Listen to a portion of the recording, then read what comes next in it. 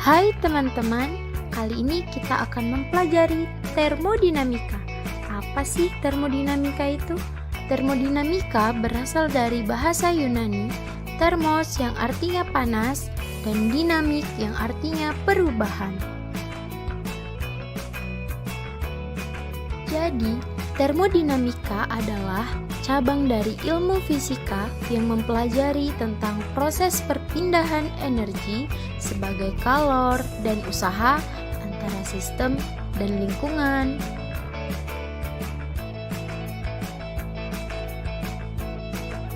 Dalam termodinamika terdapat dua istilah, yaitu sistem dan lingkungan. Sistem adalah bagian dari alam semesta yang akan diamati dan menjadi pusat perhatian, sedangkan lingkungan adalah bagian luar dari sistem yang memiliki pengaruh terhadap sistem.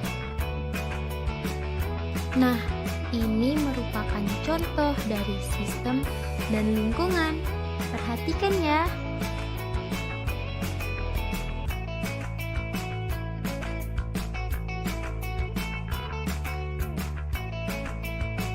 Sistem terbuka. Pada sistem ini terjadi pertukaran energi, panas dan kerja yang mengakibatkan pertukaran energi benda dengan lingkungannya.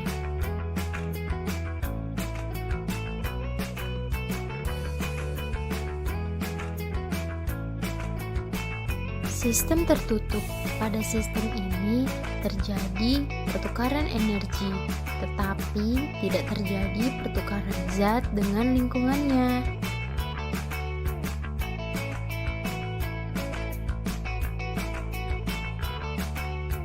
Sistem terisolasi. Pada sistem ini tidak mengakibatkan pertukaran panas, zat, atau kerja dengan lingkungannya.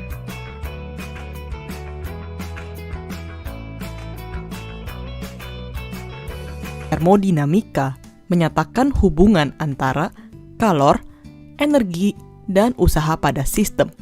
Hukum ini menyatakan bahwa jumlah kalor pada suatu sistem sama dengan perubahan energi dalam sistem tersebut ditambah usaha yang dilakukan pada sistem. Jadinya secara matematis kita tuliskan Q sama dengan delta U ditambah W. Dengan Q adalah kalor yang diterima atau dilepas sistem, delta U sama dengan U2 minus U1 atau perubahan energi pada sistem, dan W adalah usaha pada sistem. Besarnya delta U untuk gas monoatomik adalah delta U sama dengan 3/2 NR T2 minus T1.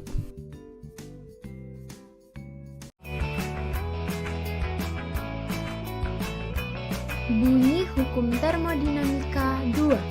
Kalor mengalir secara alami dari benda yang panas ke benda yang dingin. Kalor tidak akan mengalir secara spontan dari benda dingin ke benda panas. Pernyataan mengenai hukum termodinamika 2. Kalor tidak mengalir spontan dari dingin ke panas kecuali ada usaha dari luar yang mempengaruhinya.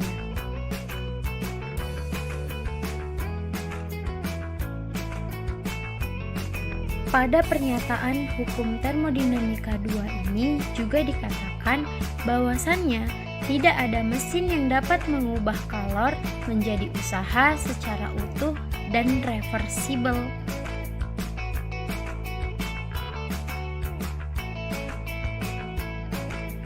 Dan yang terakhir, pada hukum termodinamika 2 ini juga dinyatakan bahwasannya tidak ada mesin yang bekerja hanya dengan mengambil energi dari reservoir panas, kemudian membuangnya kembali untuk menghasilkan mesin abadi. Nah, perhatikan soal di atas.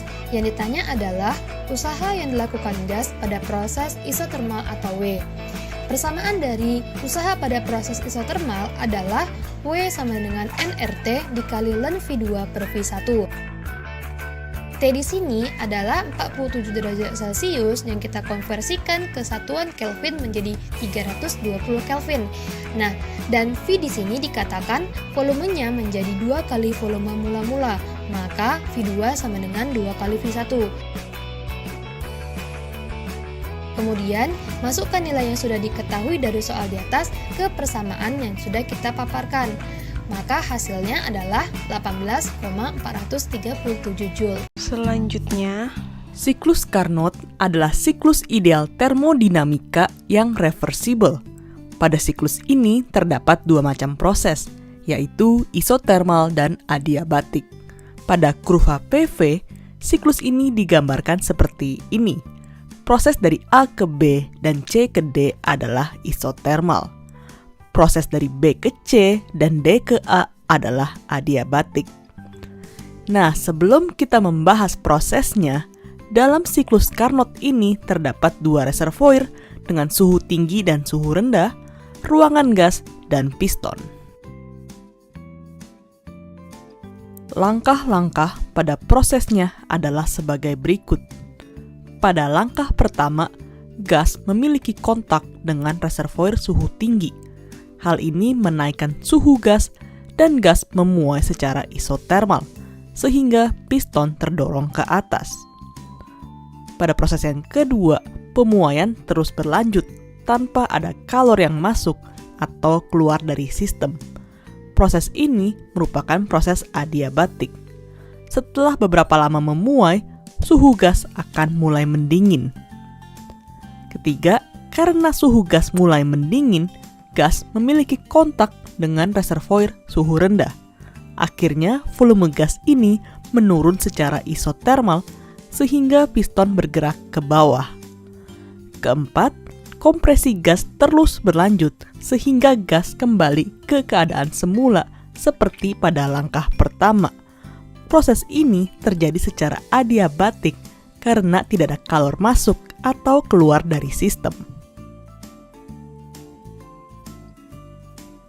Berdasarkan dari kurva PV, usaha yang dilakukan oleh gas pada siklus Carnot ini adalah luas daerah dalam kurva PV tersebut. Karena siklus kembali ke keadaan semula, maka perubahan energi pada sistem delta U sama dengan 0. Maka usaha siklus menjadi W sama dengan delta Q sama dengan Q1 minus Q2. Q1 adalah kalor yang diserap sistem, Q2 adalah kalor yang dilepaskan sistem. Ketika mesin mengubah energi kalor menjadi usaha W, perbandingan besarnya usaha yang dilakukan sistem W terhadap energi kalor yang diserap Q1 disebut efisiensi mesin. Persamaan ini secara matematis dituliskan eta sama dengan W per Q1 kali 100%. Oleh karena W sama dengan Q1 minus Q2, maka efisiensi ini bisa juga dituliskan eta sama dengan Q1 minus Q2 per Q1 kali 100%. Atau eta sama dengan 1 minus Q2 per Q1 kali 100%. Dalam bentuk suhu menjadi eta sama dengan 1 minus T2 per T1 kali 100%. Yuk kita bahas contoh soal siklus Carnot. Berapa efisiensi mesin Carnot jika setiap siklusnya menyerap kalor pada suhu 960 Kelvin dan membuang kalor pada suhu 576 Kelvin? Yuk kita tanya sahabat sains. Hai sahabat sains, yuk kita selesaikan. Suhu tinggi pada siklus Carnot dilambangkan dengan pH sebesar 963 Kelvin dan suhu rendah pada siklus Carnot dilambangkan dengan TL sebesar 576 Kelvin. Maka berapa efisiensi mesin Carnot yang dilambangkan dengan E? Maka efisiensi mesin Carnot adalah suhu tinggi atau TA dibagi dengan suhu rendah atau TL dikali 100%.